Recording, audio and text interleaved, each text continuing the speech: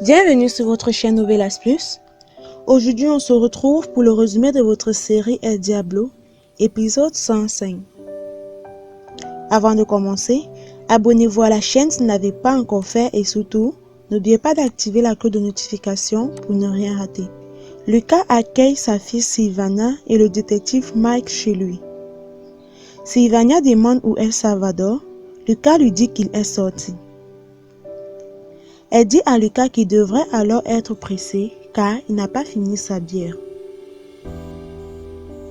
Christian arrive chez Marina. Il est accueilli par Martin qui lui explique qu'il a payé 250 000 $ au détective, mais que ceux-ci n'ont pas pu tuer Jimmy et Mike. Christian remarque avec sarcasme qu'il aurait dû envoyer son fidèle Camilo faire le travail.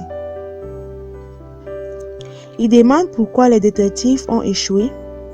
Martin lui fait comprendre que Jimmy a été prévenu et n'est pas monté dans la voiture. Martin dit qu'il ne sait pas qui est la taupe, mais qu'il sait que c'est quelqu'un proche de lui. Christian le demande alors s'il le suspecte. Martin dit oui. Il dit à Christian qu'il a beaucoup changé et qu'il n'a plus confiance en lui. Christian répond à Martin qu'il a été bête de le suivre dans toutes ces histoires et que Martin n'a jamais été là pour lui. De son côté, Manuela est de retour chez elle avec Horacio. Elle demande à Horacio s'il est toujours inquiet pour Christian. Horacio lui fait comprendre que Christian a eu une grande dispute avec sa mère et Martin et que maintenant ils habitent ensemble. Manuela est surprise. Toujours avec Martin, Christian lui demande de le comprendre et de le soutenir.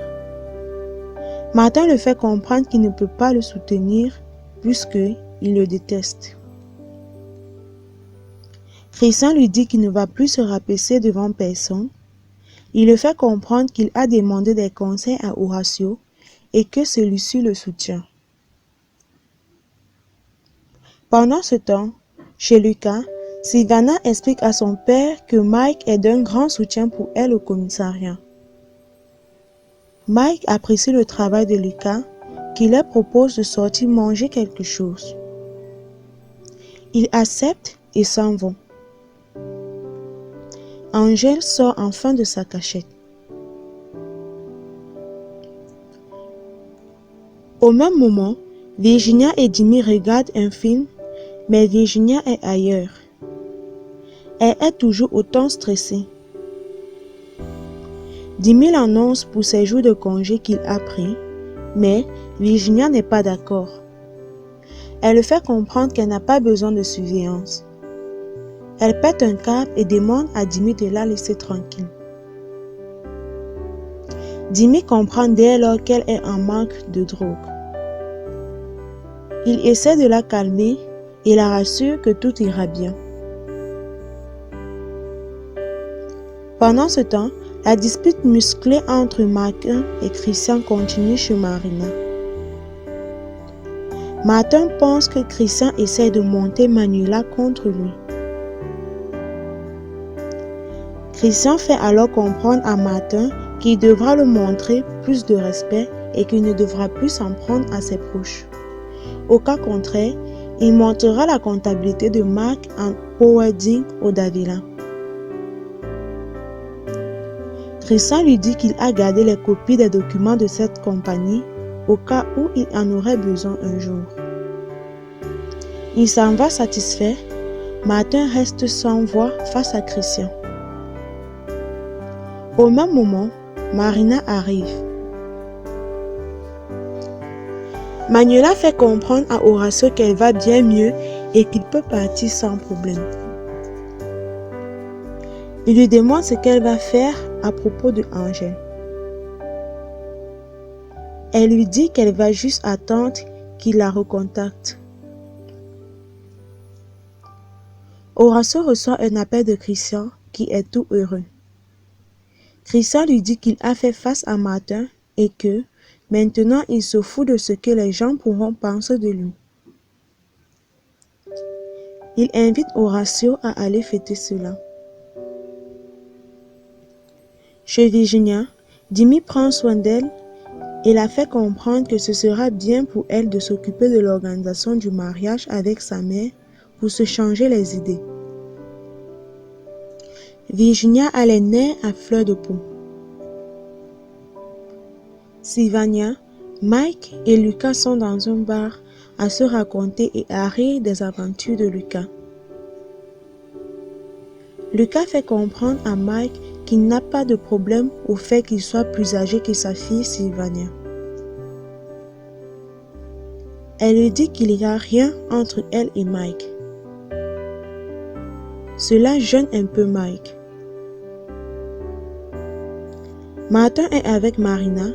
Il lui dit qu'il ne la croit pas et veut savoir avec qui elle était l'après-midi. Il lui dit qu'il ne veut plus que ses amis viennent à l'appartement et l'interdit d'aller à la taverne le soir. Pendant ce temps, Romero et Yuri sont chez le poseur de bombes. Yuri se rassure qu'il n'y a personne chez lui et lui demande s'il a réalisé l'opération avec quelqu'un d'autre.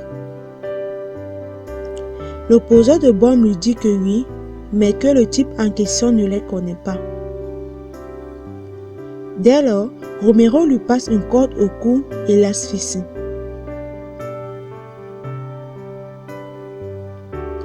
Angèle et Topo sont chez Sandro. Angèle leur explique comment ça s'est passé avec Manuela. Il leur annonce que le détective Sanchez est venu chez Lucas et que c'est un ami de Sylvania, la fille de Lucas. Angèle est frustrée. Il veut appeler Manuela, mais Sandro parvient à l'en dissuader. Mike remercie Lucas pour la soirée et lui dit qu'il aimerait bien le voir peindre. Lucas accepte avec plaisir. Mike et Sylvania s'en vont. Directement, Lucas prévient Angèle qu'il peut retourner à l'appartement. Jimmy, tout inquiet, appelle Manuela pour lui dire que Virginia ne va pas bien et qu'elle est en manque de drogue. Ils comprennent que son état est bien plus grave que ce qu'ils pensaient. Manuela demande à Jimmy de lui passer Virginia, mais celle-ci dit qu'elle la rappellera plus tard. Martin est de retour chez lui. Manuela lui demande pourquoi elle ne lui a pas dit que Christian avait des problèmes. Christian de son côté est dans un bar avec Horacio à fêter son indépendance vis-à-vis de Martin. Horacio est heureux pour lui. Christian le remercie du soutien qu'il apporte. Manuela explique à Martin que Christian est son frère et qu'ils ne doivent pas rester fâchés. Martin reçoit un appel de Léon. Il annonce qu'il a signé le contrat.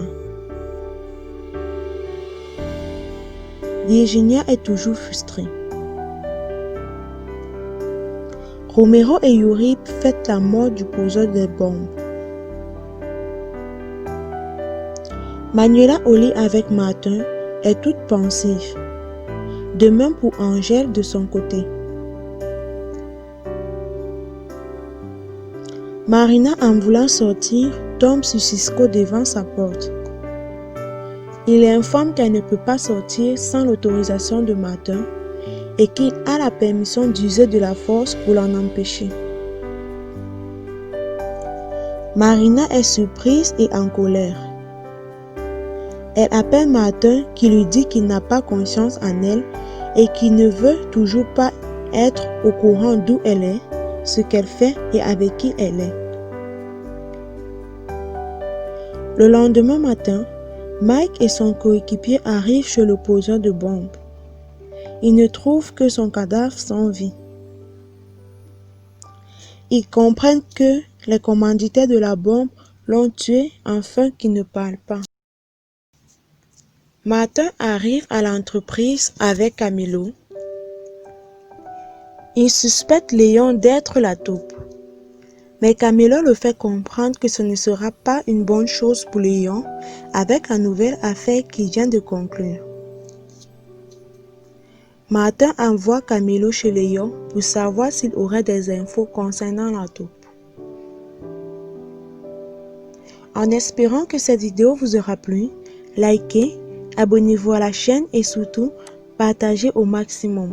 À nous revoir très prochainement pour une nouvelle vidéo.